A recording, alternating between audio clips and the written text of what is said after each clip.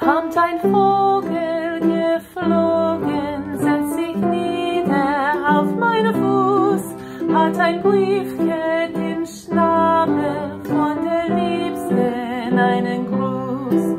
Lieber Vogel, flieg weiter, bring ein Gruß mit, einen Kuss, denn ich kann dich nicht begleiten, weil ich hier bleiben muss.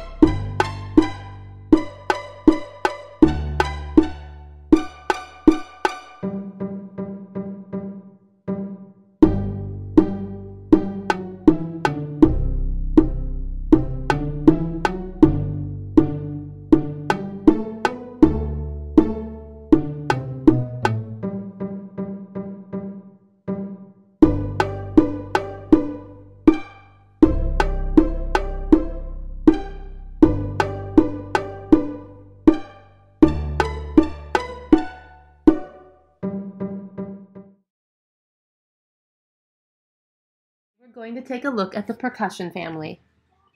This family has so many instruments in it, we won't even talk about most of them, or even part of them, but we will find out what makes an instrument part of this family.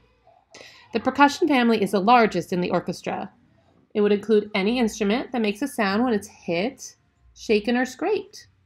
It's not easy to be a percussionist because it takes a lot of practice to hit an instrument with the right amount of strength, in the right place, and at the right time. Some percussion instruments are tuned and can sound different notes, like a xylophone, timpani, or piano. And some are untuned with no definite pitch, like a bass drum, cymbals, or castanets. Now, if we're looking at our picture here, let's label some of our instruments. Many of these you'd find in my classroom. Over here, we have some castanets, which you click between your fingers, a cabasa, that goes ch-ch-ch-ch-ch when you move those beads, a triangle, cowbell, sleigh bells, wood block, and a set of wood blocks, each a different size and a different pitch, maracas that you shake, guiro that you scrape little ridges on, sticks, or the official name, claves, and a bunch of drums. I see hand drums, bongo drums, snare drum, timpani or kettle drums, conga drum, bass drum, and some different types of xylophones. As you can see, there are so many percussion instruments in the world. You know what? I bet you can even find some around your house. So percussion instruments are things you can either shake, strike, or scrape. So since I didn't have a drum set at my house, or my bongo drums, or my tambourines. I thought I'd make some percussion instruments from things I just have around my house. I bet you can do this too. So first thing I found were some eggs from our Easter egg hunt last week. And I just put a few coins in here, close it up, and I have an instant percussion instrument. Easy peasy. My next thing that I found around the house was a toilet paper roll. I bet you have a few of these floating around. I sealed off an end, and I put in some old beans from my pantry. Sealed off the other end. Used a hair tie and made, well, it sort of squishes it. This is a very powerful hair tie. That's okay. You could maybe have a rubber band or even tape would seal an end. I also made a little shaker. They both sound a little different.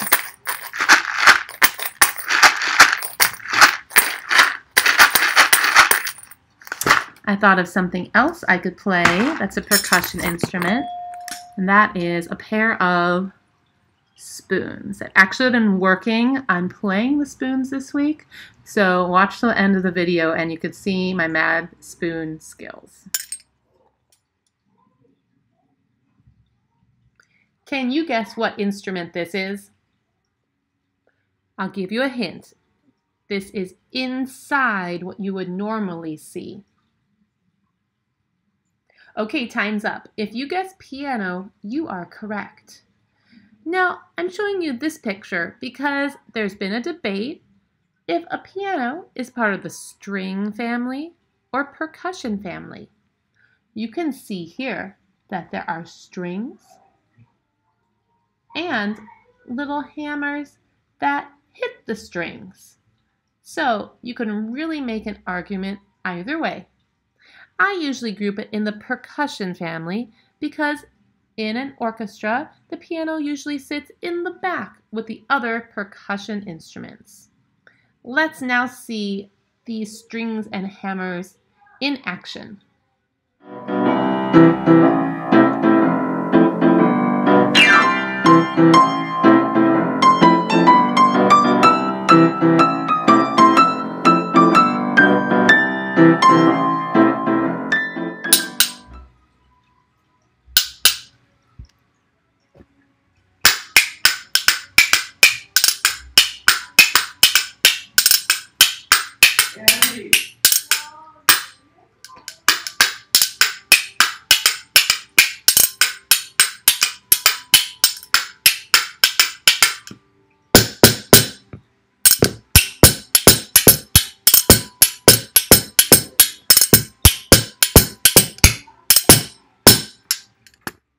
I had such a good time learning how to play the spoons this week.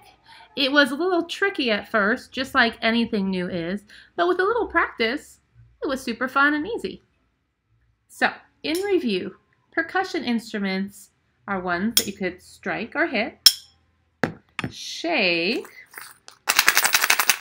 or scrape. There are pitched percussion instruments like pianos, timpani, and xylophones, or unpitched ones like shakers or hand drums. Maybe you can find some things to make percussion instruments at your home with. Also, if you want to learn how to play the spoons, I've attached a YouTube link in the Seesaw assignment space, and that is where I learned how to play the spoons. The presenter is David Holt. He's a bluegrass musician, banjo player, and teacher, and he does a really nice job showing you the technique to make a really nice sound with just 2 spoons you'd find in your kitchen drawer. Until next time, have a musical day.